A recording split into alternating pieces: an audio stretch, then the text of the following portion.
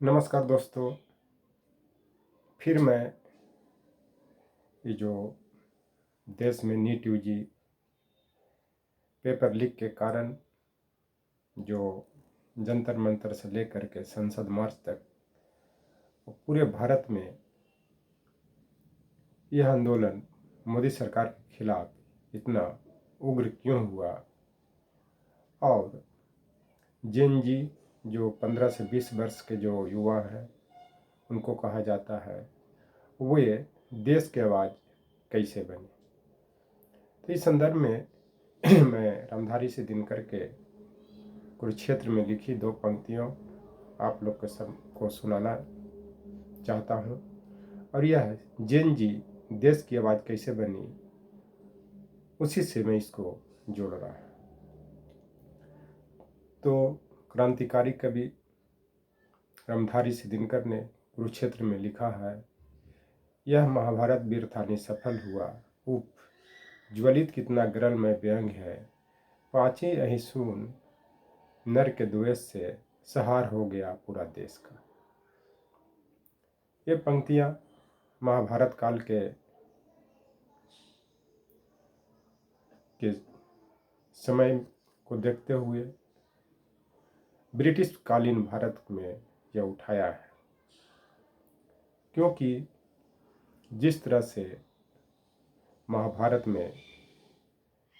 होने के कारण पांच पांडव जो युधिष्ठिर, भीम, अर्जुन, नकुल, सहदेव के द्वेष से दुर्योधन पीड़ित था और उस द्वेष के कारण ही यह महाभारत हुआ। अब पूरे कौरव वंश और पांडव की ओर से लड़ रहे सेनाओं का नाश हो गया।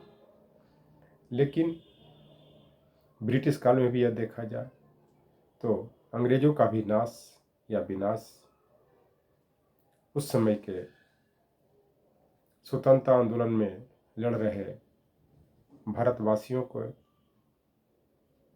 द्वेष के कारण ही हुआ। उसी तरह से अगर वर्तमान संदर्भ में देखा जाए तो ये मोदी सरकार के नाश भी ये नीट यूजी पेपर से जो पीड़ित छात्र और छात्राओं के द्वेष का कारण ही बनेगा। लेकिन फर्क यह है कि महाभारत काल में 5 लोग थे, ब्रिटिश काल में करोड़ों भारतीय थे और वर्तमान समय में लाखों छात्र एवं छात्राएं, युवा युवतियां हैं। तो इसके कारण ही पूरे भारत में कोहराम मच गया, पूरे देश का सहार हो गया देखा जाए तो। क्योंकि जिस तरह से बीजेपी शासित राज्यों के मुख्यमंत्रियों ने शासन प्रशासन के सहयोग से छात्रों एवं छात्राओं को कुचलने का प्रयास किया, और बहुत ही दुख की बात है। इतना ही नहीं, पूरा देश ने देखा कि संसद मार्च करते हुए छात्र एवं छात्राओं को कुचलने के लिए पैलेट गन का प्रयोग किया गया, जिसके कारण बहुत से छात्र एवं छात्राएं अपंगता की स्थिति में पहुंच गए। किन्हीं को आंख में चोट लगा, जिसके कारण वो अंधा होने के कगार पे है। किसी को बहुत ही संवेदनशील स्थानों पर भी चोट लगा। इतना ही नहीं, छात्राओं पे पुलिस प्रशासन के द्वारा कपड़ा तक फाड़ा गया, उनके साथ उत्पीड़न भी किया गया। एक तरह से देखा जाए तो नरेंद्र मोदी जी को और अमित शाह जी को हिटलर का शासन से तुलना करना कोई गलत नहीं होगा। चूँकि वर्तमान समय लोकतांत्रिक समय है, लोकतंत्र में विरोध प्रदर्शन करना सबका अधिकार है, और लोकतंत्र की खूबसूरती तभी है जब वहाँ पे विरोध प्रदर्शन हो। इतना ही नहीं, जब संसद में किसी का नेता का या प्रतिपक्ष के नेता का आवाज़ नहीं सुनी जाती है तो सड़क पर कोहराम मचना स्वाभाविक है। इसलिए डॉक्टर राम मनोहर लोहिया ने भी कहा था कि जब संसद सुनी हो जाए तो सड़क पर कोहराम मचना स्वाभाविक है। इसका मतलब यही है कि जब संसद में विपक्ष के लोगों का, जब सत्ताधारी दल के लोग और सरकार के में शामिल प्रधानमंत्री, गृह मंत्री, ये सब जब विपक्ष की बातों की अवहेलना करते हैं तो सड़क पर कोहराम मचना स्वाभाविक है। इतना ही नहीं, एक 15 वर्षीय नाबालिग लड़की ने प्रधानमंत्री मोदी के संबंध में क्या बोला नहीं बोला, उनको किस तरह से प्रताड़ित करके उनसे माफ़ी मंगवाया गया, ये पूरा देश ने देखा।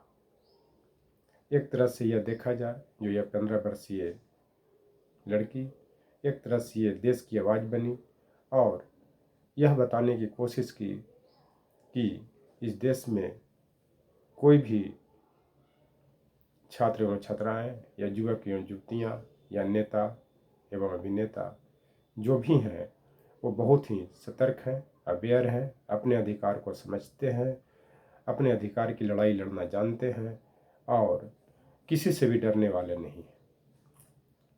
इसके कारण यह सत्ता से प्रश्न करना क्या कोई गुनाह है?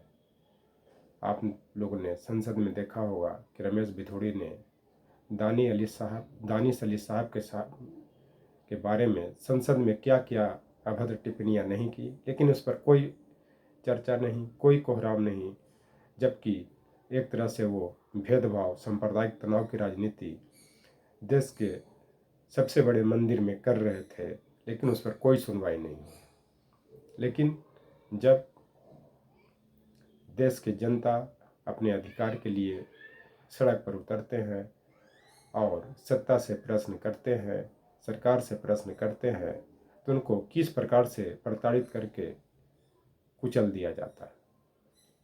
तो मैं इस संदर्भ में बताना चाहता हूँ कि जेन जेड और जेन अल्फा जो 20 से ऊपर के वर्ष के लोग हैं, वो किस तरह से देश की आवाज़ बने, यह भारत के लिए ही बहुत ही सौभाग्यशाली बात है।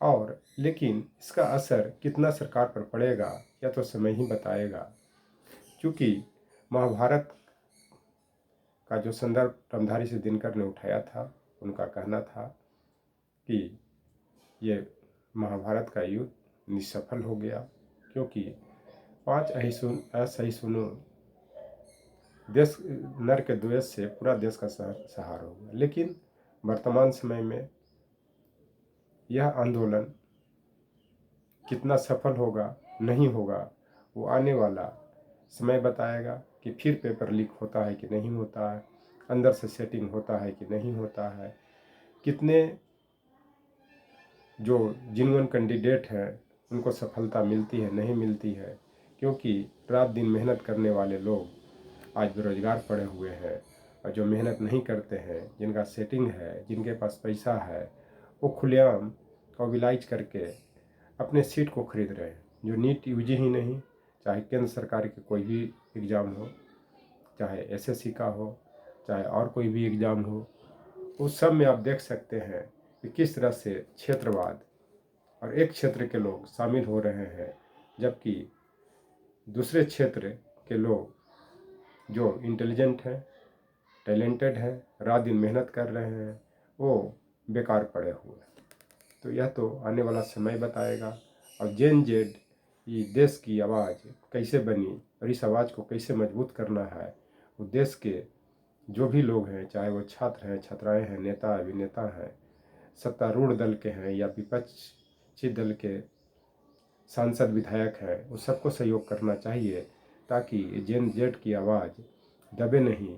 और किसी की भी सरकार हो, उसको प्रोत्साहित करने की ज़रूरत है, ताकि बच्चे का भविष्य सुरक्षित रहे।